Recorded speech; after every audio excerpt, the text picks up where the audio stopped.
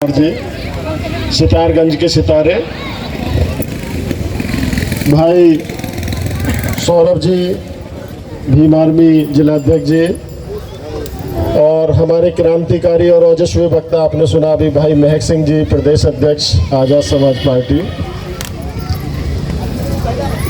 बोलने को कुछ खास बाकी रह नहीं गया है। मैं सुन रहा था भाई सत्येंद्र जी को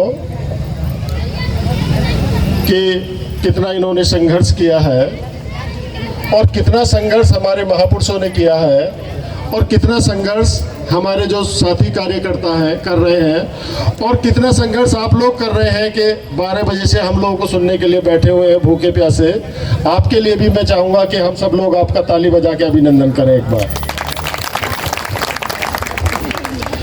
एक घटना मुझे याद आती है। बाबा साहब एक बार ट्रेन से जा रहे थे तो किसी स्टेशन पे वाल्मीकि समाज के लोग इकट्ठे हो गए और उन्होंने ट्रेन में बाबा साहब को जब स्टेशन पे रुके तो उन्होंने बाबा साहब से कहा कि बाबा साहब आप बताइए आपने वाल्मीकि समाज के लिए क्या किया।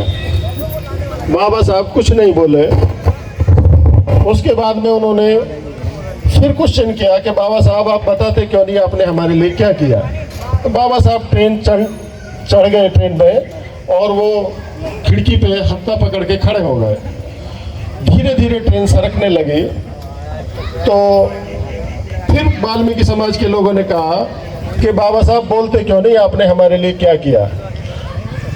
तो जब ट्रेन धीरे धीरे चल रही थी तो बाबा साहब ने कहा कि मैंने तुम्हारे लिए यही किया।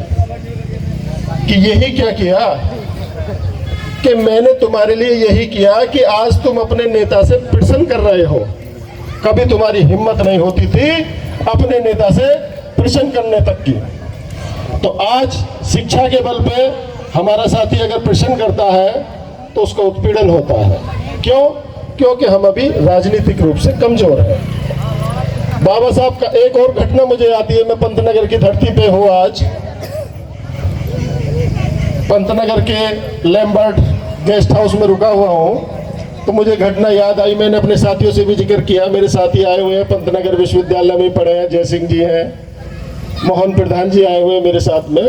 तो मैं इनसे भी उस घटना का जिक्र किया था कि बाबा साहब जब कानून मंत्री थे भारत सरकार में तो गोविंद वल्लभ पंत उस समय उत्तर प्रदेश और उत्तराखंड एक ही था तो वो मुख्यमंत्री थे।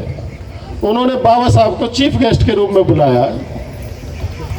तो जब चीफ गेस्ट के रूप में बुलाया तो ओबीसी के जो लोग थे, कुछ लोग, वो लोग मंच से नीचे खड़े हुए थे। तो जब बाबा साहब मंच पे सीढ़ियां चढ़ रहे थे, मैं रिकॉर्डेड बात बता रहा हूँ जो किताबों में लिखी हुई है, मैंने पढ़ा है, मैं राजनीति शास्त्र का विद्यार्थी रहा हूँ। तो ओबीसी के लोगों ने कहा कि बाबा साहब आपने ओबीसी समाज के लिए क्या किया। तो उन्होंने कहा कि आप लोग शांति से बैठिए, मैं आपके प्रश्न का उत्तर मंच से दूंगा। तो बाबा साहब जब बोलने लगे तो बाबा साहब ने कहा कि अभी मेरे ओबीसी समाज के भाइयों ने कहा कि मैंने उनके लिए क्या किया। मैं उन्हें बता देना चाहता हूं कि अगर इस देश में एससी और ओबीसी एक हो जाए, बहुत बड़ी संख्या है ओबीसी कास्ट की जो नहीं समझ रहे हैं अभी, अगर इस देश में एससी और ओबीसी एक हो जाए तो ब्राह्मण मुख्यमंत्री आपके और हमारे जूते के फीते बांधने में अपनी शान महसूस करेंगे। ये जो हमारा बिखराव है, अब ओबीसी के लोगों से पूछे भाई आप कोई ब्राह्मण में आते हैं क्या? नहीं। क्षत्रिय में आते हैं कि नहीं? वैश्य में आते हैं कि नहीं? तो किस में आते? आते शूद्र में ही है। एक तो वो जिनको छुआ जा सकता है, एक वो जिनको छुआ जा सकता है, एक वो जिनको नहीं छुआ जा सकता, टचेबल्स और अनटचेबल्स। तो ओबीसी के लोग छुआ जा सकता है, वो इसलिए खुश होते हैं कि हम तो एससी से ऊपर है। लेकिन शोषण उनका भी हो रहा है, उनका थोड़ा कम हो रहा है, हमारा थोड़ा ज़्यादा हो रहा है। माइनॉरिटी का शोषण हो रहा है। मुसलमानों की बात आती है कि बाबर की औलाद है। अरे पाकिस्तान से ज़्यादा मुसलमान तो भारत में रहते हैं, 15 करोड़ से ज़्यादा है। जिन लोगों ने इतिहास पढ़ा है उन्होंने जानते हैं कि बाबर कब आया था। बाबर आया था भाई 1526 में। बाबर कितने सैनिक लेके आया था? बाबर 1500 सैनिक लेके आया था। तो 1500 की ये 15 करोड़ संतानें कैसे होगी भाई? ये संतानें ऐसे हो गई कि जिन लोगों को हिंदू धर्म में उत्पीड़न किया गया, गैर बराबरी दी गई, तो जब उन्होंने इस्लाम धर्म को देखा और जाना कि जहां बराबरी का दर्जा है, तो वो हमारे भाई दलित पिछड़े, आप देखो मलिक कौन है, बहुत सारे थे, अब कुछ लोग लगाते हैं चौहान लगाते हैं, वो कौन मुसलमान है। तो जिन लोगों के साथ में जुल्म ज्यादती हुई वो लोग कन्वर्ट करके मुसलमान बन गए, तो है तो हमारे भाई ही। तो जिन जिन लोगों को सताया गया, अब जो लोग एहतेशाम भाई कह रहे थे, बड़े अच्छा मैंने उन्हें सुना कि बहुत अत्याचार की बात हो रही थी, तो जब तक हम लोग दलित पिछड़े और माइनॉरिटी एक नहीं होंगे तब तक हम इस लड़ाई को जीत नहीं सकते।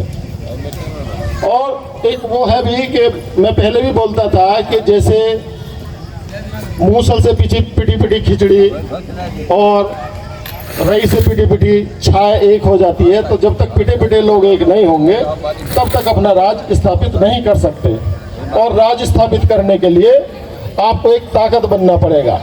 और आप अगर देखेंगे, हमने पढ़ा राजनीति में कि भाई ये है क्या, हेट एंड फियर की पॉलिटिक्स, घृणा की राजनीति क्यों हो रही है।